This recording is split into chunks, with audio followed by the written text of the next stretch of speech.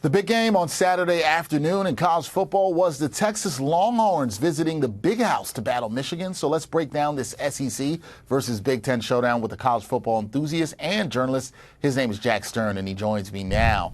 Jack, how's it going? How are you enjoying this college football season thus far? Dexter, my man, it's been a little while, a week, a day, a few hours. No, it's actually been a few months since I came on with you, so I'm happy to be back on the air with you, my man.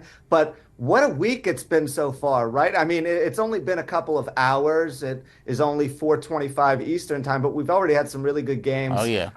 Upset bids didn't happen. They looked like they were going to happen. I'm looking at you, Tulane. I thought you were going to hold on and beat Kansas State. I'm looking at you, Arkansas. I thought you weren't going to blow a lead and beat Oklahoma State. And then the big one, which I know we're going to discuss in a second, Texas and Michigan failed to live up to any of our expectations. But anytime it's a college football Saturday, I am in a fantastic mood. And I know you are too, especially after a Pitt. Oh, If they had yeah. lost that game to Cincinnati, you might be a little bit disappointed, dejected, but I'm expecting a happier, peppier Dexter now that you got the outcome. Oh, yeah, I'm feeling good after Pitt's big comeback win over Cincinnati, 2-0, heading into the Backyard Brawl next week. Excited about that. But, Jack, let's talk about this game that we've got to discuss. Big win for Texas in this one, 31-12, third-ranked team in the country. They look dominant. They were leading by 3 touchdowns at halftime. What did you learn about the Longhorns in this beatdown of the defending national champions? I think the biggest thing I learned, and I really watched this game closely because we all know Colorado State was not a very good test for Texas in week number 1. They were going to steamroll them no matter what. The biggest thing with Texas that impressed me the most about the Longhorns is that their defense and offense are probably equally as good as one another, right? I would love to be a fly on the wall or even an invitee to one of their practices during the week because Quinn Ewers certainly has his hands full facing that unit. They fly around. They're great form tacklers. They're obviously well coached. They don't make very many mistakes. They forced 3 turnovers today, 2 interceptions, and a fumble recovery as well. And then the offense does a fantastic job at kind of leading the way, moving the ball down the field, keeping drives going. Ewers does an excellent job making throws at the short, intermediate, and long-range level. And it's just a really fundamentally sound group that looks like they could challenge Georgia for the top spot in the country. Yeah, that looks really strong in this victory on Saturday. Got to be impressed with what you saw if you're a fan of the Texas Longhorns. But on the other side of things, we got to look at Michigan, and they look nothing like the dominant team that they were last year, winning it all. Is this a Wolverine squad that you can still see, despite this loss, making the college football playoff? I don't think anyone on planet Earth, even the biggest diehard Michigan fans, could see this program making the college football playoff after they had a tough win over UNLV last week, or 2 weeks ago, rather.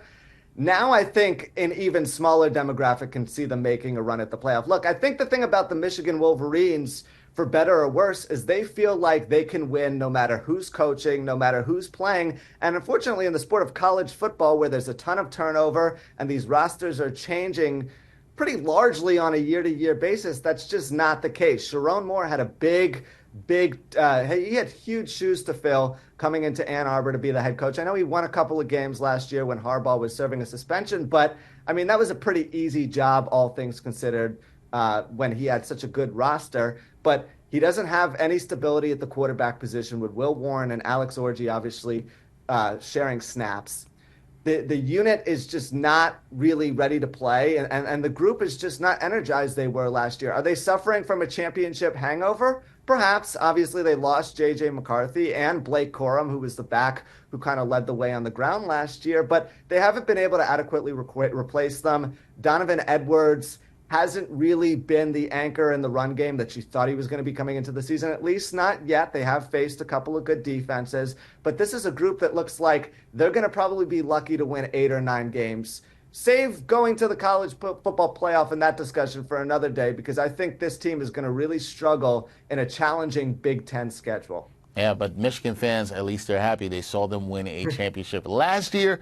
We'll see as they go through a bit of a transition year. It looks like that thus far for the Wolverines. Last thing for me, Jack, when you look at Quinn Ewers in this game, what do you make of his development through the first 2 games? He's a very highly touted prospect. He's shown flashes of some good things. We saw that today against Michigan. What are you making of his game and the way he's playing the quarterback position right now? You know, for as good as Quinn Ewers was in years past, the biggest thing he's taken a step forward for, at least so far in the early going, is going through his progressions, right? In years past, he would lock in on his number one read, and for good reason. He had great receivers playing with him. And if that guy wasn't open, you would kind of see the play break down a little bit. He'd run outside the pocket. He'd try to improvise. Now he's a lot more comfortable standing in there, looking around. He's not forcing the ball to Isaiah Bond or Gunnar Helm. 3 touchdowns to 3 different receivers today. That, in a nutshell, kind of shows how he's done a really good job at spreading the wealth around, getting everyone involved, and playing to their strengths, right? He knows what routes receivers are good at running. He knows what types of routes should be run in certain down distances, and he's just a lot more well aware of what's going on than he was in years past. Does that come with experience? I'm inclined to say yes, but the guy that I want to highlight and give the most credit to is the quarterback whisperer standing on the sidelines in Steve Sarkisian. Yeah, and they should get a lot of credit because you've seen the development and improvement with Quinn Ewers, and he's looking really good.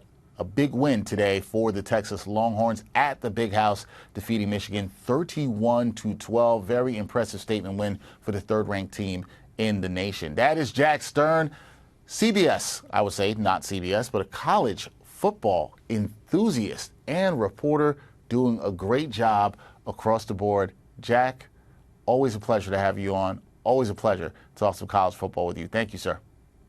Thank you for having me, Dexter. And maybe Pitt can win again next week, and you'll be in an even better mood. Listen, Pitt wins next week.